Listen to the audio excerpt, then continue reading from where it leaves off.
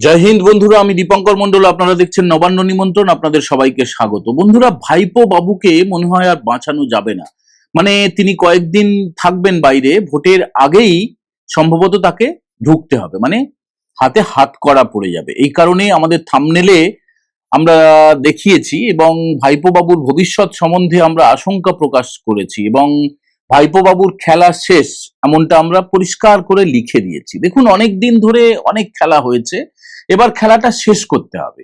এবারে কেন হঠাৎ করে ভোটের আগে বলে না, ভাইপো বাবুর সম্প্রতি, একদম অতি সম্প্রতি এমন কিছু হদিশ পেয়েছে কেন্দ্রীয় সরকারের এজেন্সি ইডি এবং সিবিআই, তার ফলে ভাইপো বাবুকে আর রাখা যাবে না, বাইরে রাখা যাবে না।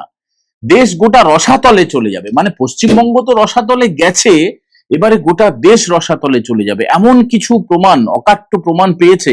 এবার আপনারা অনেকে কমেন্ট করেন, আমি দেখেছি যে এগুলো ফাঁস করে দিচ্ছেন, এগুলো জেনে যাবেন ভাইপো বাবু তার দলবল। ভাইপো বাবু জেনে গেছেন অলরেডি। দেখুন, আমরা বিভিন্ন জায়গা থেকে ক্রস চেক করার পরে যখন এই এপিসোড তৈরি করছি, আর ভাইপো বাবু আর পিসিমণি জানেন না, সেটা হতে পারে না। ভাইপো বাবুকে বাঁচানোর জন্য আপ্রাণ চেষ্টা চলছে। এমনকি আজকে তো রাজ্যের বিরোধী দলনেতা শুভেন্দু অধিকারী, তিনি চাঁচলে, মানে মালদার চাঁচলে, যেখানে রবীন্দ্রনাথ ঠাকুরের ছবি পোড়ানো হয়েছিল চাঁচল কলেজে, মনে আছে তো? তো সেই চাঁচলে গিয়ে একদম জনসমুদ্রের মধ্যে, মানে অগুন্তি মানুষের মধ্যে, জনসুনামি, একজন জননেতা যখন জনসুনামির সামনে বক্তৃতা দেন, তো তিনি যা বলার তা বলেছেন, আপনারা অনেকে জেনে গেছেন। তিনি যেটা জানিয়েছেন যে মকর সংক্রান্তির পরে প্রধানমন্ত্রী নরেন্দ্র মোদী আবার আসছেন। গত 20 তারিখে, মানে ডিসেম্বরের 20 তারিখে নদিয়ায় তার সভা করার কথা ছিল। প্রাকৃতিক দুর্যোগের কারণে, অতিরিক্ত কুয়াশার কারণে, ভিজিবিলিটি কমে যাওয়ার কারণে, মানে দৃশ্যমানতা কমে যাওয়ার কারণে প্রধানমন্ত্রী কলকাতা থেকে নদিয়ায় গিয়েও, তাহিরপুরে সভা ছিল, বিরাট ভিড় হয়েছিল, আপনারা দেখেছেন। কিন্তু সেখান থেকে তার হেলিকপ্টার আবার কলকাতায় ফিরে আসে। কলকাতা থেকে তিনি টেলিফোনিক একটা বক্তৃতা পেশ করেছিলেন। তো তাহলে কি 1 মাসের মধ্যে কিন্তু আবার প্রধানমন্ত্রী আসছেন, উত্তরবঙ্গে আসছেন। মালদায় একটি জনসভা হবে, সেই জনসভা পাশাপাশি, মানে দলের যেটা জনসভা, যেটা পরিবর্তন সংকল্প যাত্রা, যেটা শুভেন্দু বাবুও করছেন এবং প্রধানমন্ত্রী সূচনা করেছিলেন আলিপুরদুয়ারে, আপনাদের মনে আছে তো? সেই মালদায় দুটো সভা হবে, একটা সরকারি সভা এবং আর একটা জনসভা, যেমন করে হয়ে আসছে আর কি। তো সেই সভায় আমাদের পিসিমণির দূত, মানে একজন জাঁদরেল, একজন খুব ধুরন্ধর অফিসারকে এই কাজে লাগানো হয়েছে, যাতে করে বার্গেনিং করা যায়। সেই চেষ্টা চলছে এবং সেই চেষ্টা আগামী দিনেও চলবে। তবে বেশ কয়েকটা জায়গা থেকে আমরা ভেরিফাই করার পরে, ক্রস চেক করার পরে যে খবর পাচ্ছি, যে ভাইপো বাবুকে আর রাখা হবে না। মানে আগামী 2026 তো এটা পড়ে গেছে, আগামী ভোট, এই বছরেই ভোট, এবং আগামী বিধানসভা নির্বাচনের আগেই ভাইপো বাবুকে ভেতরে আনা হবে। মানে আপনারা অনেকে বলেন, ভাই আপনি তো বলেন কাজের কাজ, কি হয় না হয়। দেখুন, একদম শেষ মুহূর্তে কি হবে না হবে সেটা তো আমাদের হাতে নেই। আমরা যা যা কিছু ক্রস চেক করার পরে জেনেছি, সেই তথ্যটুকু আপনাদের কাছে তুলে দিলাম। এবং যেটা প্রকাশ্যে আপনারা দেখছেন, যে কারামন্ত্রীর কারাবাস হলো না বটে, কিন্তু নিয়োগ কেলেঙ্কারির দায়ে তার প্রায় 10 কোটি টাকা মূল্যের সম্পত্তি, মানে একাধিক ফ্ল্যাট, জমি, নগদ টাকা, সমস্ত কিন্তু বাজেয়াপ্ত হয়ে গেল। মানে আসল যেটা অবস্থা হবে, তৃণমূলের একদম নাভিশ্বাস তুলে দেবে, সেটা হচ্ছে, আপনারা জানেন যে কোটি কোটি টাকা, কোটি কোটি টাকা খরচ হয় ভোটের কাজে। এবং ভোটের কাজে মানে কি, এই ধরুন আমাদের যে ভিডিও, এর মধ্যেই দেখবেন যে এমন কিছু শাসক দলের ভিডিও আপনারা দেখবেন, অবাক হয়ে যাবেন। মানে এত টাকা তারা ঢেলেছে সমস্ত জায়গায়, শুধু খবরের কাগজ, টেলিভিশন নয়, ইন্টারনেটে, ইউটিউবে, ফেসবুকে, ইনস্টাগ্রামে, টুইটারে, সমস্ত জায়গায় কোটি কোটি টাকা। তো এটা তো একটা শুরু। এরপর থেকে বড় বড় ব্যানার, আর দেখছেন তো যে সমস্ত মঞ্চের যা সাইজ, যা বৈভব, যা আড়ম্বর, ওরে বাবারে বাবা, মানে বিরাট বিরাট ব্যাপার। তো অপ্রয়োজনীয়, মানে সব টাকা, টাকা আবার কি আকাশ থেকে আসে নাকি? সেই টাকা তো সাধারণ মানুষের রক্ত চুষে উৎপন্ন করা, জমানো, কালোবাজারি করা। সেই টাকার একটা পাহাড় প্রমাণ অংশ, সেটা বিদেশে চলে গেছে, সেই খবরটা চলে এসছে। এবার সেই টাকা আনা হবে, এনে যেটা হয় কি, একদম ভোটের তো প্রচার হলো, বিভিন্ন রকমের উপহার দেওয়া টেওয়া সব হলো, একদম ভোটের দিনে প্রত্যেকটা বুথে বুথে একটা বিরাট অঙ্কের টাকা পাঠানো হয় এবং আগের রাত্রে খেলা হয়ে যায়। যেসব নোংরামিগুলো চলে এসছে গত 14 বছর ধরে, মানে 2011-র পর থেকে। আগে হতো এগুলো টুকটাক হতো, মানে বামফ্রন্টের আমলে আপনারা দেখেছেন যে এমনি মাংস ভাত, একটা বুথ সাজানো হলো, বাড়ি বাড়ি গিয়ে একটু কথা বলা হলো, একটু মুড়ি ঘুগনি খাওয়া হলো, এই পর্যন্তই ছিল। কিন্তু এই সরকার ক্ষমতায় আসার পর থেকে যেভাবে প্রভূত পরিমাণ, যেভাবে মানে পাহাড় প্রমাণ টাকা খরচা করা হচ্ছে এবং হবে, সে অভাবনীয়, অকল্পনীয়। তো সেটা হতে দেওয়া যায় না, সেটা তো বেআইনি। এছাড়াও আরো এমন কিছু কাগজ হাতে এসেছে যেখানে কিনা দেশ বিরোধী বিভিন্ন কার্যকলাপের একটা ইঙ্গিত, একটা সুনির্দিষ্ট তথ্য কেন্দ্রীয় এজেন্সির হাতে চলে এসেছে। এই কারণেই ভাইপো বাবুকে তোলা হবে, মানে অপেক্ষা করুন, ভোটের আগেই তোলা হবে এমনটা খবর পাওয়া যাচ্ছে। এবার পিসিমণি তো চুপ করে থাকবেন না। পিসিমণি যেটা চেষ্টা করবেন যে তার জানতেল অফিসার, ধুরন্ধর অফিসার, তাদেরকে কাজে লাগিয়ে দেবেন। কিন্তু মুশকিলটা হচ্ছে যে নরেন্দ্র মোদী, তাকে ম্যানেজ করা যাবে কি যাবে না সেটা আমাদের জানা নেই।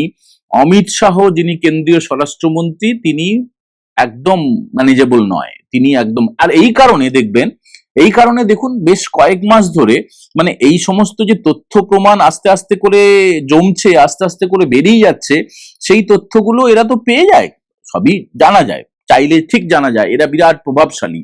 তো তার ফলে দেখবেন পিসি এবং ভাইপো দেখবেন নরেন্দ্র মোদীর তুলনায় অমিত শাহকে বেশি বেশি করে গালমন্দ করছেন। মানে সে গালমন্দের কোনো মুখে কোনো লাগাম নেই। অসংসদীয় শব্দটা তো এখন ভিডিও তৈরি করছি, সেখানে যতটা সম্ভব শালীন শব্দ আমরা ব্যবহার করব। তো পিসি এবং ভাইপোর মুখে যে সমস্ত শব্দ, সেগুলো উচ্চারণও করা যাবে না, এমন সমস্ত গালাগালি, এত সমস্ত বিভৎস নোংরামি মার্কা কথাবার্তা। তার কারণ এটা হচ্ছে কনফার্ম হয়ে গেছে যে এর কারণ এইটাই, ভাইপো বাবুকে তোলা হবে।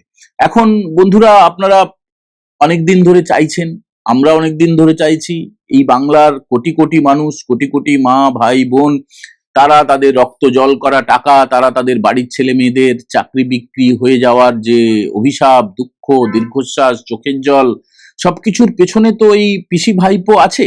তো এই পিসি ভাইপো, আপনারা বলবেন যে পিসি ভাইপো, কেউ কেউ আবার বলবেন যে কি ভাই আপনি নাম নিচ্ছেন না কেন? না, নাম নেওয়া যায় না, নাম নিলে একটু আইনি সমস্যা থাকতে পারে, কেস খাওয়াবেন না। আপনারা জানেন যে কে পিসি, কে ভাইপো, সমস্ত কিছু আপনারা জানেন। তো প্রধানমন্ত্রী নরেন্দ্র মোদী আসছেন মকর সংক্রান্তির পরে, সম্ভবত তিনি 18 তারিখে, এখনো পর্যন্ত পিএমও থেকে অর্থাৎ প্রধানমন্ত্রীর অফিস থেকে নির্দিষ্ট দিন অফিসিয়ালি ঘোষণা করা হয়নি। নির্দিষ্ট কোন কোন প্রকল্প তিনি উদ্বোধন করবেন সেটা জানানো হয়নি, এবং ঠিক কোন জায়গায় কটার সময় সভা হবে সেটাও জানানো হয়নি। তবে প্রধানমন্ত্রী আসছেন, এবং প্রধানমন্ত্রী আসছেন মকর সংক্রান্তির পরে। তার আগে বিভিন্ন রকমের কর্মসূচি ইতিমধ্যেই শুরু হয়ে গেছে। আপনারা চোখ কান খোলা রেখেছেন, আপনারা দেখছেন যে পুরোপুরি একদম ভোটের বাজনা বেজে গেছে বলা যেতে পারে। বিভিন্ন রকমের যা কর্মসূচি বিভিন্ন রাজনৈতিক দল করছে, সেগুলো দেখে আর অবাক হওয়ার কিছু নেই। তার কারণ আর 1 মাস পরেই, মানে ফেব্রুয়ারি মাসের শেষেই কিন্তু নির্বাচনী বিজ্ঞপ্তি প্রকাশ হয়ে যাবে। এসআইআর এর কাজ প্রায় শেষের মাথায়, 14 তারিখে চূড়ান্ত তালিকা প্রকাশ হয়ে যাবে, এবং বিভিন্ন সংবাদ মাধ্যমে খালি দেখানো হচ্ছে যে এই শীতের দুপুরে, শীতের সকালে বিভিন্ন বয়স্ক মানুষরা তারা যাচ্ছেন, অথচ তার উল্টো ছবিটাও আছে। মানে যারা বিএলও, যারা তারা যাচ্ছেন বিভিন্ন সিনিয়র সিটিজেনের কাছে, সেই সমস্ত তথ্য কেউ দেখাচ্ছেও না, বলছেও না। এটা কিন্তু ফ্যাক্ট। আপনাদের বাড়িতে কোনো সিনিয়র সিটিজেন থাকলে আপনারা খেয়াল করে নিশ্চয়ই দেখবেন যে এই শুনানি পর্বে তাদের বাড়িতে গিয়েই শুনানি চলছে। এবং দেখুন, কিছু কিছু ঘটনা তো হয় মানে যেগুলোকে জোর করে দেখানোর চেষ্টা করা হয়। এর ফলে এসআইআর থামবে না, এসআইআর এ আরো বেশ কিছু ভুয়া নাম কাটা পড়বে। ইতিমধ্যে আপনারা জানেন প্রায় 60 লক্ষের কাছাকাছি, 58 লক্ষ ভুয়া নাম বাদ হয়ে গেছে। আজকে চাঁচলে গিয়ে রাজ্যের বিরোধী দলনেতা শুভেন্দু অধিকারী তিনি বলেছেন আরো নাম কাটা পড়তে পারে, এমনটা সম্ভাবনা তিনি উস্কে দিয়েছেন। এর পাশাপাশি 100 দিনের কাজকে 200 দিনে রূপান্তরিত করার কথা ঘোষণা করেছেন। মানে এটা হচ্ছে নির্বাচনী ইস্তাহারে যে থাকবে ভারতীয় জনতা পার্টির, সেটা পরিষ্কার করে বোঝা যাচ্ছে। লক্ষ্মীর ভান্ডার যেটা, সেটার পরিমাণ আরো বাড়বে। এর পাশাপাশি বাড়ি তৈরির জন্য আবাস প্রকল্পে যে সামান্য টাকা রাজ্য সরকার দিয়ে থাকে, সেটা আরো বাড়ানো হবে, 3 লক্ষ টাকা হবে, এমনটা শুভেন্দুবাবু আগেও জানিয়েছেন, এবং আজও তিনি আরো ভালো করে বিস্তারিতভাবে বলেছেন এবং আদালতের অনুমতি নিয়ে 104তম সভাটা তাকে করতে হয়েছে। ভাবুন, 2022 সাল থেকে শুরু হয়েছে এই নোংরামি, মানে পুলিশ প্রশাসন অনুমতি দেয় না, 100 পেরিয়ে গেছে এবং তিনি যেটা আশঙ্কা প্রকাশ করছেন ভোটের আগে হয়তো তাকে 200 গন্ডি পেরিয়ে যেতে হবে। তার কারণ তার পদক্ষেপ, প্রত্যেকটা পদক্ষেপে নিষেধাজ্ঞা এবং তিনি যেখানেই সভা করুন, যেখানেই মিছিল করুন, যেখানেই যান সেখানে তাকে আদালতের অনুমতি নিতে হয়। এবং এই মালদা হচ্ছে সেই মালদা, যে মালদা উত্তরের সাংসদ খগেন মুর্মু, যিনি ত্রাণ বিলি করতে গিয়ে বিভৎস আক্রমণের মুখে পড়েছিলেন, প্রাণঘাতী হামলা হয়েছিল এবং শুধুমাত্র খগেনবাবু তিনি মানে প্রাণে বেঁচে গেছেন, এখন তিনি ভালো আছেন, সেটা ঈশ্বরের আশীর্বাদ ছাড়া আর কিছু না। এবং ঈশ্বরের আশীর্বাদে শুভেন্দু অধিকারীরও কিন্তু প্রাণ বেঁচে গেছে, তার উপরেও একাধিকবার আক্রমণ হয়েছে। আজকের সভায় এই যে জনস্রোত, তার পিছনে একটা কারণও আছে। এই মালদা জেলার মোথাবাড়ি আপনাদের মনে থাকবে, সেখানে এই ওয়াকফ মানি না বলার পরে পিসির যে বাহিনী, সেই বাহিনী অত্যাচার করেছিল হিন্দুদের উপরে, হিন্দুদের দোকানপাট পুরো ভাঙচুর করে আগুন লাগিয়ে দেওয়া হয়েছিল এবং অদ্ভুতভাবে যারা মুসলিম সম্প্রদায় তাদের দোকানগুলোয় কিন্তু হাত দেওয়া হয়নি। তো ফলে একজোট হওয়ার আহ্বান জানিয়েছেন রাজ্যের বিরোধী দলনেতা, যে একজোট যদি হন হিন্দুরা, তাহলে পৃথিবীর কোনো ক্ষমতা নেই, কারো ক্ষমতা নেই যে 200-র বেশি আসন তার কমে তাদেরকে আটকে রাখে।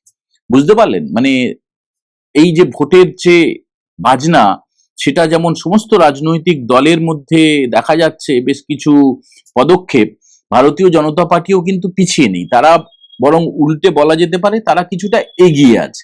তার কারণ এই যে পরিবর্তন সংকল্প যাত্রা বেশ কিছুদিন ধরে শুরু হয়েছে, এটা চলবে একদম বিধানসভা ভোট পর্যন্ত। কিন্তু সবকিছুর মধ্যে আসল কথাটা হচ্ছে, আপনারা যেটা জানতে চান, যেটার জন্য অধীর আগ্রহে অপেক্ষা করছেন, আমরাও অপেক্ষা করছি, কিন্তু তার পাশাপাশি একটা বিধিসম্মত সতর্কীকরণ তো দিতে হয় যে শেষ পর্যন্ত কি হবে না হবে সেটা না আঁচালে বিশ্বাস নেই। আমরা সবাই চাই, আমরা সবাই প্রার্থনা করি, আমরা সবাই কামনা করি, এইটুকুই আর কি। এরপরে আইনের পথে চলবে, দেখা যাক কি হয়। কিন্তু নির্ভরযোগ্য সূত্র থেকেই এই খবরটা পাওয়ার পরে আমরা এই কন্টেন্টটা আপনাদের উপহার দিলাম। যদি আপনাদের ভালো লাগে বন্ধুদের সঙ্গে শেয়ার করতে ভুলবেন না। আর প্রথমবার যারা দেখছেন তারা নবান্ন নিমন্ত্রণ চ্যানেলটা অবশ্যই সাবস্ক্রাইব করবেন। আপনাদের পরামর্শ মেনে আমরা কিউআর কোড দিতে শুরু করেছি, এখানে আপনারা সরাসরি স্ক্যান করে আমাদের পাশে থাকতে পারেন। আর আপনারা যদি চান তাহলে আমাদের আরো বেশি করে সুপার থ্যাঙ্কস পাঠাতে পারেন। সুপার থ্যাঙ্কস এর মাধ্যমে আমরা আরো বেশি উপকৃত হব, আরো বেশি করে কন্টেন্ট তৈরিতে উৎসাহ পাবো। সবাই ভালো থাকবেন। আজকের মতো এই এপিসোড আমরা এখানেই শেষ করছি। জয় হিন্দ, বন্দে মাতরম।